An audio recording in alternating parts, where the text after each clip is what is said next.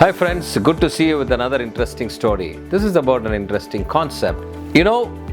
From 2005, I started getting into series of fitness routine. Either you go into jogging or play some cricket or get into shuttle badminton. I just love shuttle badminton. I was actually playing for almost close to about 8 to 10 years now. And a year back, I decided to little slow down because of the knee pain. So somebody suggested me the best thing that you could do is to go and learn swimming. And I don't know anything about swimming. So I've decided to go. I went into a swimming class, and you have to do a lot of things when you do swimming. You need to ensure that you put your hands on this thing, and you need to float, you need to balance your body, and then subsequently you need to ensure that your breathing is taking care in the right sense. But all this you need to do, you also need to look down, quite a lot of stuff. So here goes the session 1, session 2. They'll start with you with the floating exercise, and then they'll start you with the hand exercise. Then they'll start teaching you the breathing exercise. And after about 3 or 4 weeks, you get into the pool, and you've crossed a particular age, and you cannot really have control on your muscle memory. You have to do a lot of things. While you do this, while you're trying to struggle to do this, you see all those small kids, they jump, and then within seconds they go to 25 meters, come back so fast. It's really amazing to see how these guys do. But coming back to my situation, every single time the coach tells me, you do this, you do that, once you get into the pool, you forget something or the other. This is how it happens. So in sports, there's something called muscle memory. Anything and everything that you wanted to do, you need to do so many times of repetition. Then only it gets into your head and it automatically builds into the muscle memory. That's why you see all those coaching camps, be it cricket or shuttle or whatever, you have those small boys that goes at a very early age.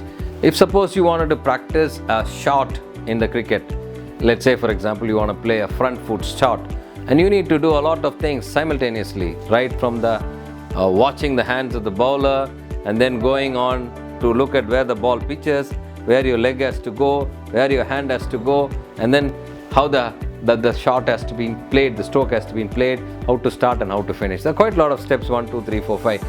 And ensure that your body balance is on which side, which leg, quite a lot of technical things. Now, in order to practice this particular shot, the front foot shot, so perfectly well, you may have to practice this a number of times.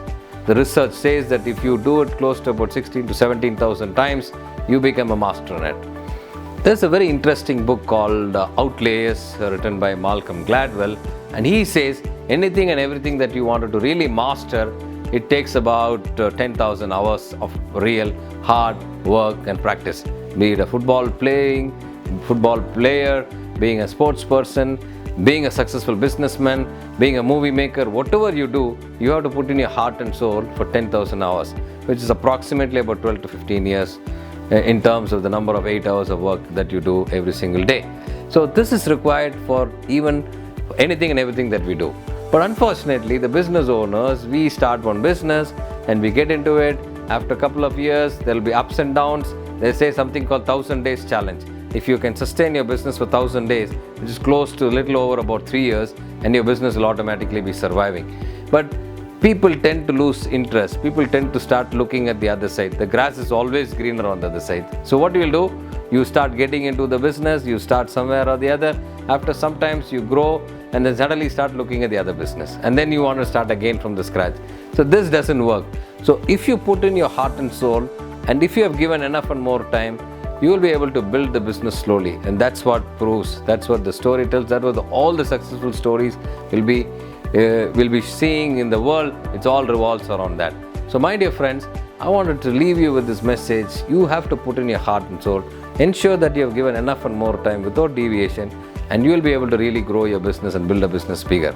I'll be sharing you some amazing story related to this particular stories about 10,000 hours, how major brands have built in, how many years, number of years they've actually taken for them to grow from one level to next level in my other videos that's coming up. Thank you very much.